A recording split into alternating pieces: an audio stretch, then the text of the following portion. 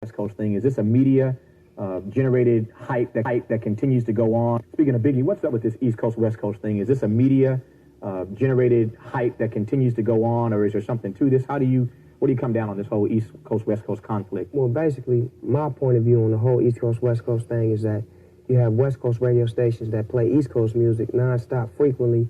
It's a part of their programming. But when you go to the East Coast, and I specifically say East Coast meaning New York, radio stations don't play no West Coast music, but the streets buy West Coast music and support it to the fullest. So that leaves room for player hating, and it makes the East feel it's not cool to listen to West Coast music because they're not hearing it in the radio when the West is playing East Coast music and it's cool. So it's political. It's not the street rappers or the people that support rap. It's the people, the personalities in the radio station. What's behind these radio stations on the East Coast? You said New York, so let's talk about New York City. What's behind, you think, the politics of these radio stations on the East Coast not playing West Coast rap music like yours? I really couldn't tell you, you know what I'm saying? Maybe they don't have respect for West Coast rap.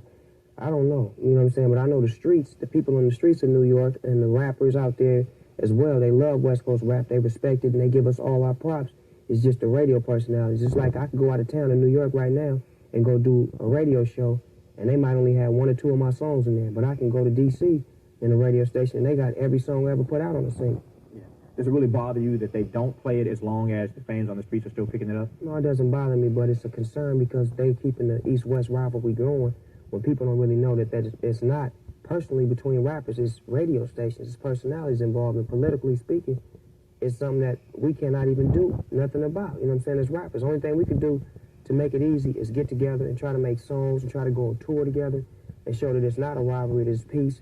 And that's, from my point of view, I got my hand out to any rapper that want to go on the road with me and make some money and make it happen.